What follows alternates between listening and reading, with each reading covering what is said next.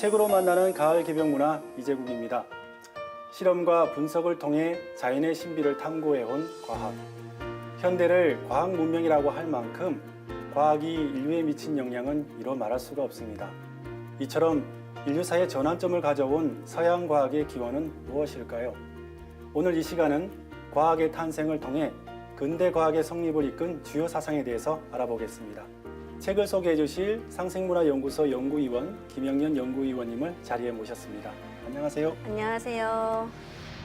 이 책은 어떤 내용을 담고 있나요? 한마디로 과학사, 과학 사상의 발전 과정을 전해주고 있다고 보시면 될 텐데, 저자는 과학의 탄생 배경에 자력을 굉장히 중요하게 생각하는 것 같습니다. 우주가 살아있다는 물환론적인 이해의 단적인 증거가 이 자력이었던 것인데, 서양 철학, 서양 학문이라 그러면 빼놓을 수 없는 분이 탈레스죠. 탈레스도 당시 그리스보다도 훨씬 문명이 발전된 이집트와 바빌로니아를 여행하고 동방과학을 배워왔어요. 탈레스라고 하면은 만물의 근원이 물이라고 한 것으로 유명하잖아요. 탈레스는 만물은 물이다라고 주장을 함으로써 이 변화무쌍한 자연을 과학적으로 설명하려는 첫 시도였다고 책에서 평하고 있는데, 이렇게 만물을 살아있는 생명으로 본 모랄론에 반기를 든 사람들이 나타나는데요. 그동안 MC로 출연하셨다가 패널로 출연하셨는데요. 이전에도 패널로 출연하신 적이 있죠? 네, 날씨와 역사라는 책을 통해서 만나 뵌 적이 있었고요. 이번에는 과학의 탄생이라는 책으로 다시 한번 패널로 나오게 됐습니다. 오래간만에 이렇게 인사드리니까 너무 새롭네요. 아무래도 질문을 드리던 입장에서 설명을 드리려고 나오니까 이 긴장도가 다른데요. 제가 듣기로 이 책을 꼭 소개하고 싶으셨다고 들었는데요. 원래 전공이 물리학이셨죠? 네, 물리학을 전공했고 대학원에서도 물리학과 이 신소재를 융합해서 연구를 했습니다. 그런데 학교 다닐 때 이 과학사 수업이 필수 과목이었거든요. 그때 과학사 교수님께서 해주신 말씀이 과학을 알려면 먼저 과학사를 알아야 한다였습니다. 이 과학의 본질을 이해하기 위해서는 수식과 방정식이 다가 아니라 먼저 과학의 역사와 발전사를 알아야 한다는 말씀인데요. 과학의 탄생이 들려주는 서양 과학사 이야기는 과학이 무엇인가에 대해서 분명 여러분들께 소중한 가르침을 드리리라 봅니다. 현대 문명을 과학 문명이라고 할 만큼 과학이 지금 우리에게 끼치는 영향은 이루 말할 수가 없습니다. 그래서 아무래도 오늘 시간이 굉장히 의미 있는 시간이 될 것 같은데요. 이 책은 어떤 내용을 담고 있나요? 네, 이 책은 과학에 대해서 그간 몰랐던 역사의 진실을 드러내주는데요. 이 책의 저자는 시대별로 방대한 서적을 조사하고 탐구해서 인간의 지성이 어떻게 흘러왔는지 지성과 사상의 흐름을 조차 과학이 발전해온 과정을 드러내주고 있습니다. 한마디로 과학사, 과학 사상의 발전 과정을 전해주고 있다고 보시면 될 텐데, 이 재밌는 것은 과학이 오늘날 말하는 이성적이고 과학적인 사고에서 발달해온 것이 아니라는 것을 밝히고 있다는 건데요. 일례로 저자는 뉴턴이 한때 연금술에 빠졌고 케플러는 점성술에 관심이 많았다는 사실을 이야기해 주면서 이것을 한낱 과학사의 뒷얘기로 치부할 일이 아니라고 말합니다. 점성술이나 연금술처럼 오늘날 비과학적이라고 사실은 좀 무시해버리는 사상들이 사실 근대과학에는 더 큰 공헌을 했다는 흥미로운 이야기를 전하고 있는데요. 15세기와 16세기 르네상스 시기에는 특히 이 유럽의 마술 사상이 퍼져 있었는데 중력 개념이 탄생하는데 이 마술 사상이 모태 역할을 했다고 합니다. 놀랍지 않습니까? 그동안 전혀 들어보지 못한 흥미로운 내용인데요. 하지만 서양 과학사를 다룬 여러 책이 있었지 않습니까? 네, 사실 과학사나 이 과학 사상을 정리한 서적은 많죠. 하지만 이 책의 놀라운 부분 중에 하나는 그리스 시대부터 뉴턴의 근대과학에 이르기까지 출판되었던 이 수백여 권의 서적과 논문을 인용하면서 그동안 의도적이든 또는 의도적이지 않았든 소개되지 않았던 사상 흐름의 진실을 고스란히 드러내주고 있다는 점입니다. 이렇게 수수백 건의 서적을 구해읽는다는 것이 사실 쉬운 일이 아니잖아요. 우선 고대 서적, 심지어 다른 나라의 고대 서적을 구하기도 힘들 뿐만 아니라 이 구한다고 해도 그 당시 그 나라의 언어를 알아야 하는데, 이를 위해서 저자는 라틴어, 프랑스어 등등 어려운 외국어들을 공부하면서 책들을 읽고 분석했다고 해요. 당시 저자 나이가 60세였을 거예요. 이 책이 또 나오기까지 20년을 구상하고 또 집필 기간도 2년이나 걸렸다고 하니까 이 저자의 정성에 정말 탐복하지 않을 수가 없었습니다. 과학의 뿌리와 발전사를 아는 것은 과학을 제대로 이해하는 길이 되기 때문에 역시 과학도였던 저자 역시 이 가치를 알고 과학의 뿌리를 드러내기 위해서 그렇게 노력한 것이 아닐까 생각해 봅니다. 이 책을 통해서 그동안 알지 못했던 과학사에 대한 내용을 알 수 있을 것 같습니다. 그런데요, 이 책의 부제를 보면 자력과 중력, 그 위대한 힘의 역사라고 쓰여 있는데요. 저자는 과학의 탄생 배경에 자력을 굉장히 중요하게 생각하는 것 같습니다. 왜 그런 거죠? 서양에서 자연을 바라보는 방식으로는 이 대표적으로 두 가지가 있습니다. 자연을 살아있는 생명으로 바라보는 물활론, 즉 유기체로 보는 전체론과 생명력이 없는 원자들의 기계적인 근접작용으로 바라보는 환원론으로 나눌 수 있거든요. 용어가 다소 생소하고 어려울 수 있는데요. 이 물활론은 말 그대로 자연과 물질을 살아있는 유기체로 본다는 것이고요. 환원론은 자연에서 일어나는 일들을 생명력이 없는 그저 원자들의 기계적인 작용에 의한 것으로 본다는 거예요. 이 중에서 인간의 사고 체계에서 이해하기 쉬운 방법론이 기계론적 방법, 즉 환원론입니다. 이거는 원자들의 근접작용, 즉 원자들이 서로 붙어 있어서 연결된 입자들에 의해서 힘이 전달된다는 것이거든요. 힘의 전달을 사실 가장 쉽게 이해할 수 있죠. 당구 치는 이치를 생각하시면 좀 편하겠네요. 제가 당구를 잘 치는 건 아니지만 어쨌건 만물이 직접적으로 힘을 주고받으면서 변화한다라고 이해하면 자연을 이해하는 데 훨씬 쉬울 것 같긴 합니다. 그런데 자력은 이 기계론으로 이해하기가 사실 어려워요. 자력은 책의 표현을 따르면 원격력이거든요. 연결된 입자 간의 힘의 전달 없이 멀리 떨어져 있는데도 바로 작용할 수 있다는 것이죠. 그래서 고대에는 이 자력을 살아있는 생명으로 바라보는 물활론으로 이해를 했습니다. 우주가 살아있다는 물활론적인 이해의 단적인 증거가 이 자력이었던 것인데 그런데 이렇게 원격력을 인식하고 자력이 작동하는 지구와 우주를 연구하는 물활론적인 사고 전통 속에서 뉴턴의 중력 이론이 탄생을 하게 됩니다. 즉 기계론적인 방법이 아니라 이 물활론적인 사고 방식에서 오히려 근대 과학이 태동하게 된 거거든요. 뉴턴의 이론이야말로 근대 과학을 연 위대한 업적인 만큼 이 과학의 탄생에 자력이 중요한 역할을 했다고 할 수 있는 것이죠. 기계론으로 대표되는 서양 과학이 자연을 살아있는 생명으로 본 물활론에서 탄생했다는 것이 굉장히 흥미롭습니다. 서양에서는 자력에 대한 이해가 곧 우주에 대한 이해였잖아요. 그러면 서양 사람들이 우주를 어떻게 이해했는가를 먼저 알아봤으면 하는데요. 서양 철학, 서양 학문이라 그러면 빼놓을 수 없는 분이 탈레스죠. 네, 그렇습니다. 흔히들 과학이 서양 철학에서 태동했고 서양 철학은 그리스에서 시작되었다고 알고 있는데요. 그리스의 사상은 이오니아인들이 세운 이 소아시아 지역의 해안 도시 밀레토스에서 시작되었습니다. 더 정확히 말하면 밀레토스의 상인이었던 탈레스에 의해서 시작된 것인데요. 서력전 6세기의 자연 철학자 탈레스는 합리성에 기반한 사고를 시도한 그리스 과학, 수학, 철학의 창시자로 여겨지고 있습니다. 그런데 그 기원을 더 찾아 들어가면 탈레스를 시조로 하는 이 밀레토스의 이오니아 학파도 사실은 바빌로니아의 천문학과, 이집트의 수학을 그리스 과학과 철학으로 승화시켜 발전시킨 것이라고 하거든요. 탈레스가 바빌로니아와 이집트 학문에 영향을 받았다는 것이 참 놀랍네요. 탈레스의 이력이 좀 특이한데요. 탈레스의 어머니가 페니키아인이세요. 그리스와 로마를 비롯해서 유럽의 고대 문명은 메소포타미아와 이집트 문명이 지중해 연안으로 흘러든 게 그 기원인데 대략 서력전 20세기쯤 될 겁니다. 페니키아는 이 선진 문명인 이집트와 메소포타미아 문명을 연결한 중개무역으로 성장을 해서 뛰어난 조선술과 항해술로 페르시아에서 몰락하기 전까지는 큰 번영을 누리며 지중해를 장악한 나라거든요. 어머니의 영향을 받아서인지 탈레스도 당시 그리스보다도 훨씬 문명이 발전된 이집트와 바빌로니아를 여행하고 동방과학을 배워왔어요. 고대 그리스 역사가 헤로도토스의 기록에 의하면 탈레스는 일식을 예언해서 메데스와 리디아 왕국 간의 전쟁을 막았다는 내용이 있는데 현재 천문 계산에 의하면 이 일식은 서력전 585년 5월 28일에 일어난 것을 예측한 것입니다. 그런데 탈레스는 자신의 천문학 이론을 가지고 있지 않았다 하거든요.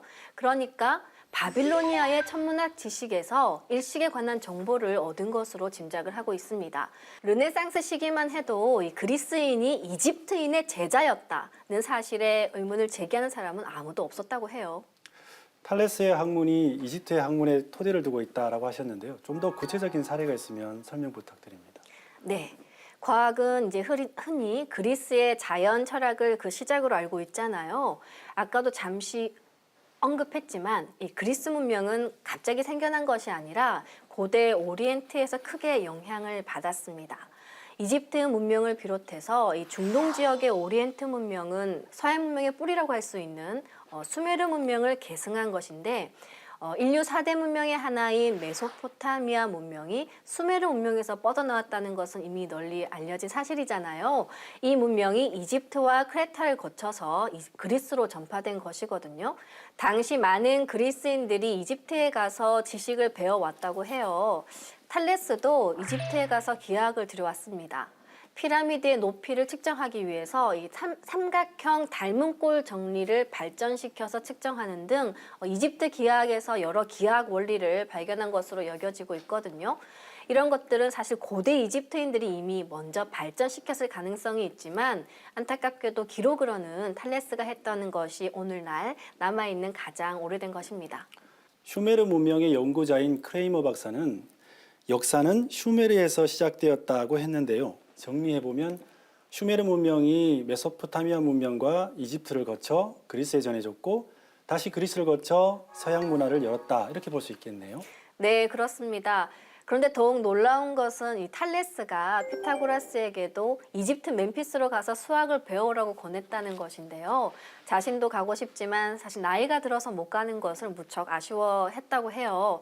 탈레스의 권유로 피타고라스는 이집트에서 오랜 기간 공부를 해서 그들의 문화를 배우게 되는데 피타고라스가 이집트에 머문 지 한 23년째 되는 해에 페르시아 군대에 의해서 이집트가 정복을 당하게 됩니다. 이때 피타고라스를 포함해서 이집트 성직자들은 바빌론으로 이송되거든요. 그곳에서 피타고라스는 자신이 이집트에서 배운 지식을 나누어주고 바빌론의 마귀들로부터 새로운 지식을 터득해서 결국 자신의 고향 사모스 섬으로 돌아오게 돼요. 용어가 좀 생소한데요. 마기라고 하면 페르시아 지역의 종교와 과학을 관장했던 조로아스트교의 사제 계급을 말하는 거죠. 네, 맞습니다.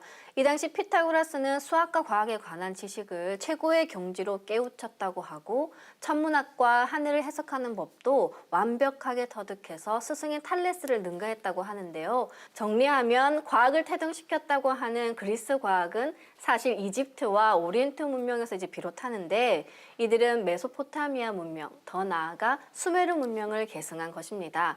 이 오늘날 서양 문명의 모체가 바로 이 수메르 문명으로 알려져 있죠.